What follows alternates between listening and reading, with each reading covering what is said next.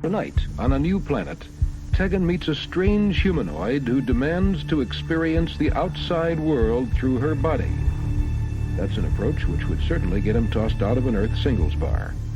Meanwhile, the Doctor and Adric are captured by a band of alien explorers, which includes a fellow named Hindle, who doesn't have both oars in the water. See it all, right here on WTTW Chicago, as we bring you Kinda. You're listening to the Doctor Who Collectors Podcast, broadcast in late July 2020 after a brief hiatus. Today, we talk about a convention program that changed history for Doctor Who in America. And today's selected collectible includes Patrick Troughton in his most amazing role as a plastic model. We also talk about the most outrageous offer, which is not very cricket. That and collection protection coming up. And now, here's Fraser Hines. They all say, who is Doctor Who? Where is he from? What does he do? They wonder who is Doctor Who? So I ask you, who's Doctor Who? Welcome back to the Doctor Who Collectors Podcast, the podcast that explores the world of Doctor Who collecting, Doctor Who collectors, protection of your collection, and other Doctor Who merchandise, as well as related items. After a brief hiatus, I am happy to present the 27th episode. I am Larry Van Mersbergen, your host, and I have been a Doctor Who collector since 1981. In 1984, I opened a shop called Bundles from Britain, which was one of the first Doctor Who-only stores in Chicago, and we are mentioned in a wonderful book. The book is called Red, White, and Who, The Story of Doctor Who in America. You can find a link to purchase this book on Amazon on the front page of our website at drwhocollectors.com. It is by ATB Publishing, and Bundles from Britain is mentioned on page 384. Our theme song is Who's Doctor Who, composed by Barry Mason and Les Reed, performed by Fraser Hines, who played Jamie McCrimmon in 117 Doctor Who episodes, the longest-running character and a good friend of the podcast. Thank you all for being patrons of the podcast. You can find us also to support us on Podbean at drwhocollectors.podbean.com. You can also shop for your favorite Doctor Who items in our eBay store. You can find it at bit.ly/DWC podcast. That's bit.ly/DWC podcast. You can hear this podcast on anywhere you get your podcasts, including Podbean. We are a proud member of the Doctor Who Podcast Alliance, and you can find many great Doctor Who podcasts at drwhopodcastalliance.org. I want to talk about two other podcasts. First, we have the Police Box in a Junkyard podcast, where a random Doctor Who story will be discussed. And I was very proud to be a guest on the premiere episode, where we talked about the Sunmakers. It is hosted by my good friend Eric Gulbrinson. Secondly, we have, of course, our good friends at the Target Book Club podcast, who are really firing up the episodes lately. Just getting to the end of the John Pertwee era of Doctor Who, where they do a thorough discussion of the Target books in story order, which is always interesting because they were definitely not written in story order. On today's program, we have Collection Protection, our featured story, our featured collectible, the most outrageous offer, and a few more. But first, I want to follow up on the previous podcast, The Ultimate Collectible. I spoke about Philip Morris and how he said, quote, there were 6 missing episodes in Australia. Well, I ran into Mr. Morris on Facebook in a group, and I have an update from Mr. Morris, and he said this in a Facebook post, and this is, quote, just to be clear, there are no missing episodes or lost episodes. That's political correctness gone mad. Original videotapes were wiped. When rights expired and sales dried up, film copies and negatives were thrown into skips and sent to landfill, of no further value, junked. Film collectors rescued some films from Skip's landfill, and the property is theirs. Do not vilify these people who cared enough to rescue material without whom you have no hope. That was said by Philip Morris on June 23rd, 2020. This was not in response to the podcast. This was on the Missing Episodes Facebook page, which I encourage you to follow. I shared our podcast with that group. I asked Mr. Morris for clarification, and he told me directly that I stand by this and my original statement. Which begs the question, how many more films were rescued from Skip's landfill? Any negatives? Could all the Doctor Who episodes be out there? We will never know. Some say likely, but you never know, of course. Are there, according to him, and originally there were 6 episodes that were not shared with the public yet, and maybe one day they will. But of course, to stir up controversy is part of the, comes with the job, I guess. I am hopeful that Doctor Who episodes will continue to be found, and even more so that they be animated. More after the break. I would like to invite you to take a trip across all of time and space. Join us in the police box as we discuss the worlds of Doctor Who in a completely random order. We discuss it all. TV stories, audio adventures, novels, nonfiction books, and on and on. I'm your host, Eric Branson. I would be very happy if you joined me for the Police Box in the Junkyard podcast. The Police Box in the Junkyard podcast is a proud partner of the Video Junkyard podcast and can be found on most major podcast platforms including SoundCloud, Podcast Addict, Stitcher Radio, Google Play, and Spotify. You are listening to The Doctor Who Collectors Podcast. Hello, fellow time travelers. I'm Tony Witt with the Doctor Who Target Book Club podcast, the podcast in which we undertake the insert adjective here task of discussing in story order all of the Doctor Who novelizations. I'm joined by Dalton Hughes and by Alison Fitz-Seyfried. and we record our episodes twice a month. You're listening to the Doctor Who Collectors Podcast. Enjoy your travels. There is no plot. I am being completely honest with you. And now the main story. Did you ever think that a specific item you acquired would lead to bigger and better things? I had to think about the story, my story in particular, about how I started Bundles from Britain back in '85, and I took that portable shop, so to speak. It didn't have bricks and mortar, but I went to different fan clubs around the Chicago area to try to find an audience or customer base, basically. And so I've discovered in my collection something that actually led to that being a success, and I wanted to share that. And I'm not talking about, something in your collection that, of course, you're turning over for profit, but an item, I never really considered this to be a collectible, but it led to great success and a place in Doctor Who history. So I kind of value it now. As far as an item value, it holds maybe a maximum value of $15 to $20. But I'm talking about convention programs, and not all convention programs. I'm going to focus on one in particular, but I will devote some time in future episodes to other collectible convention programs, because there were quite a few made. There have been over 440 Doctor Who conventions in the United States since 1979, and they continue to this very day, which brings me to my next point, that I usually talk about the Chicago TARDIS Doctor Who convention that's coming up in November, and we just got word that the convention will be virtual. If you're listening in the future, we're in 2020, and we're still under the coronavirus pandemic. The venue at the Westin in Lombard has put restrictions on events, and so this might be an interesting way to connect to the convention in a virtual manner. More information at chicagodardist.com. I am hopeful to present my collecting panel from the Who Room, which means I'll be able to share more things and talk about more things that I can bring to the hotel. And back to programs. Of course, you get a wonderful program every year with Chicago TARDIS, so this year there might not be one. So that'll be interesting. Some of the programs have wonderfully designed artwork that was commissioned specifically for that convention. Some conventions were wonderfully run and others were a complete disaster. I've actually had the honor of being an attendee, a dealer, and a speaker at various Doctor Who conventions since 1983.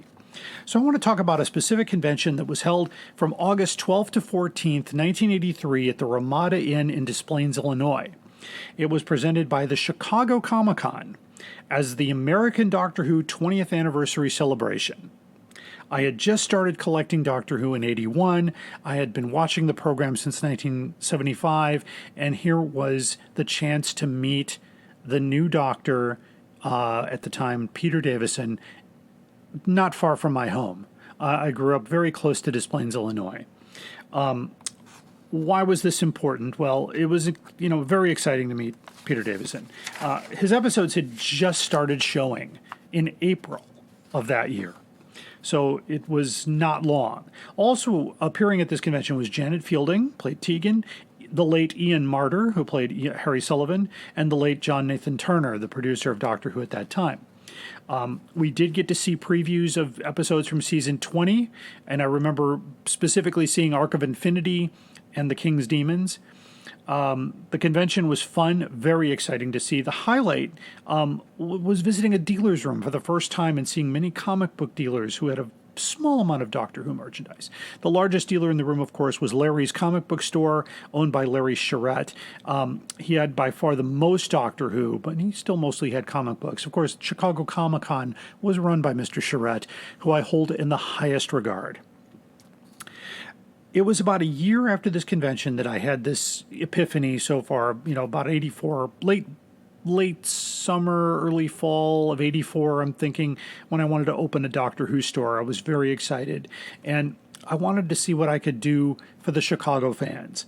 I was getting merchandise sent to me from England. I had established several pen pals in Great Britain who were okay with, going to the local bookshops and finding used Target books and annuals and other things, and then I would pay them and they would send it over to me. It usually would take a week or two to get to me, but they always came in great shape, and I always kept in touch with those folks because they were what kept this going. I had a pretty good sizable inventory of books, annuals, magazines, some toys and some things, but not a proper business by any sense. One of the problems was I was 15 years old. You've heard I've repeated the story a few times, but I couldn't drive. I had very little money. My mother, God rest her soul, was very supportive. So I was going through items, and I went to the program here from the 1983 convention, and I forgot that it had a directory of local Doctor Who fan clubs, including contact information. So I thought, well, I can contact the clubs and see if they'll let me set up a table and share the proceeds with the club or join the club or whatever they wanted me to do. So I went to the. I'm going to go back to the program itself here. The first group I contacted was the Unit Irregulars, and that was set up by Kathy Sedaz and Jeffrey Wade. I apologize if I mispronounce any names. And they're in Worth, Illinois. Adam was the founder, I remember, and there were about 50 people in this club, so I didn't quite get out to Worth. I wasn't allowed to drive that far. There was also the Gallifrey Club in Blue Island, and then the Whoites, of course, Cynthia Guido of the Whoites. They were also very visible on our local PBS station as the ones answering the phones during Pledge Week during Doctor Who. I did that a few times myself. That was a lot of fun. The Guardians of Time in Berwyn, the Emissaries of the White Guardian. I went to a couple of those meetings. That club didn't last very long, but I did get to see some rare Doctor Who episodes there. Then there was the Celestial Intervention Agency, which was kind of an interesting, it said, call a number between 7 and 9 and ask for Rose. So it was a $5 membership fee. And I remember, I think this club met in Oak Park, and I did go to that one of their meetings, and it was a very impressive display there that I had. The Eyes of Harmony were in Northlake, covered Franklin Park and all that, and the Time Lord Academy in Mount Prospect. They were great. But the one that I will call pay dirt was the Many Companions of Doctor Who, located in Chicago, run by Matthias C. Sturm. I went to the first meeting. I set up a table, and I basically did the best business I could ever imagine. And so I joined the many companions. I became companion number 117 on December the 8th, 1984. I'm looking at my certificate of membership, which was hand-drawn. The artwork by the late Bill Eubanks, who was a member of the club as well. It's signed by Hector Hamstra, who was the president at the time. The Lord President was Matthias C. Sturm, and I had a lifetime membership, so I'm still technically a member. Anyway, the first we met at a park shelter at Kelvin Park in Chicago, and I'll never forget my first customer was a man that we called Cowboy affectionately, and my second customer is where it all took a turn, because my second customer was a man by the name of Gene Smith. And anybody out there in the Chicago Who world knows who he is. He was my customer. He became my partner. We did a number of conventions for quite a while, and it worked out. Bundles from Britain became a success. Of course, Gene Smith owns and operates Alien Entertainment in Lombard right now, and he is the showrunner for Chicago TARDIS. So what an amazing thing this little program did for me. So you can see by my persistence in getting connected, it led to that historic meeting and a place in Doctor Who history, a mention in that book, and I kind of wonder if anything would have happened if that didn't happen. So it's a timey-wimey kind of thing. But events happened in that order, and a lot of things came out of it. It's very valuable to me, even though it's not worth a lot of money. It connected me with other like-minded fans in my own community. I'm still friends with many of them today. Some have passed on. But it was a shared love of Doctor Who. And all of these clubs, by the way, are mentioned in that book, Red, White, and Who. I can't stress enough how important that book is. I can't wait for the second edition, and I hope that more of this story can be told. So do you have any collectibles that led to major decisions or major things that you did with your life, or any connections? Give us an email at drwhocollectorspodcast@gmail.com. Put collectible story in the subject line so I don't miss it. I would love to share these. Unfortunately, I didn't get any posts back from folks on the Doctor Who Collectors Club Facebook page, but that's another great place to post your questions and to follow other great collectors out there. Sad, really, isn't it? People spend all their time making nice things, and other people come along and break them. Collection protection. How do you basically protect those convention programs? I mean, they vary in size from, like a 6x9, almost like a church bulletin type of cover, or they're fully 8.5 by 11 books, or they're slightly oversized, legal, folded in half. So there isn't one exact size bag that's going to work for all of those different things. I have a program from the Louisiana Panopticon with Colin Baker on the front, and of course there's also the Chicago TARDIS ones, which are standard size programs. I would suggest to go to my favorite place for collection protection, which is bagsunlimited.com. They are not a sponsor, but my personal preference for protecting all things collectible, including your sports memorabilia, your newspapers, your films, your audio tapes, your LPs, comic books, magazines, anything that you can think of. The only thing that they don't cover are board games, because I'm still looking for something for that. Anyway, bagsunlimited.com. You can reach them at 1-800-767-2247, and if you happen to call, just let them know you found out about it on the Doctor Who Collectors Podcast. The money to be paid from your private purse. No! You spank. And now it's time for the most outrageous offer. And this outrageous offer was sent to us with the condition that we do not mention the person who sent it. Anyway, it was found on eBay. This auction has long since closed, so you won't be able to find it. But anyway, it's a Doctor Who edition of Black Orchid, the WHL in hardback from 1986, a first edition. Says it's a first printing and a very nice example. It just doesn't have much. The pictures look pretty good. They had 4,000 books in this bookshop. But the price, this is, of course, an English bookshop. The price that they wanted to charge in American dollars is $492.41. A little word of advice here. This book is not rare. I have found numerous copies of Black Orchid in, non-library condition from $20 to $30. So please do not spend more than $30 on Black Orchid. It's a great story. It's also one of the best episodes for watching Peter Davison play cricket. Just amazing. So that's the most outrageous offer. Next episode, I've got a special one for you. It involves an original Cyberman helmet. So stay tuned for that. Up there is the scanner, those are the doors, that is a chair with a panda on it. Sheer poetry, dear boy. Now it's time for our featured collectible, and I actually have 3 of these, and they came out in 1993 as part of the 30th anniversary from a company called Comet Miniatures, which was in London, and it's the Patrick Troughton 1/8 scale vinyl model kit.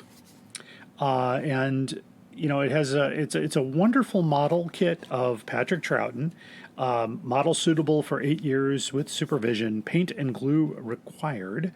So basically you put it together and then you paint it. And I have 2 of them that are completed, one with the recorder in hand, the other one without, and one that's completely in its bare form. And they also did a Dalek. They had a Dalek and a few others out there, and these were pretty common to find for a while. That's why I found them. It said basically collector's item, not a toy, not suitable for children under 14. So unfortunately, the tag collector's item on a collectible is usually the kiss of death, but I think these are pretty neat. In fact, I took one of these to a Chicago TARDIS. I took a picture with Mr. Fraser Hines, and he held it out, and it said, "Wow, that was a great likeness." And he held it in the photo, and I'll share that photo on our website. But anyway, Comet Miniatures, the Patrick Troughton 1/8 scale vinyl model kit, anywhere from $100 on up, depending on whether it's painted and completed or in its raw state, if the box is in good condition, and if it's complete, if it has the recorder as well. So that's the featured collectible. Thank you for listening. You've been listening to the Doctor Who Collectors Podcast. You can find us on iTunes, Spotify, and Podbean. Be sure to rate, review, and subscribe. And visit us at DoctorWhoCollectors.com. You can also find us on Facebook and Twitter at Doctor Who Collectors Podcast. If you want to get in touch with us, use the email DoctorWhoCollectorsPodcast@gmail.com, or you could message our page on Facebook or tweet at us at Doctor Who's Collectors Podcast. This is a wonderful thing to do. I really enjoy this podcast a lot. So please leave us a note, get in touch with us. We'd love to read your comments on the air.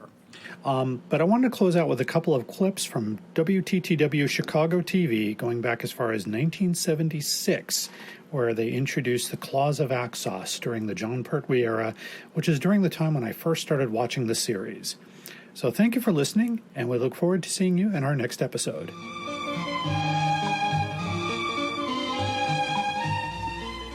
Movie 11.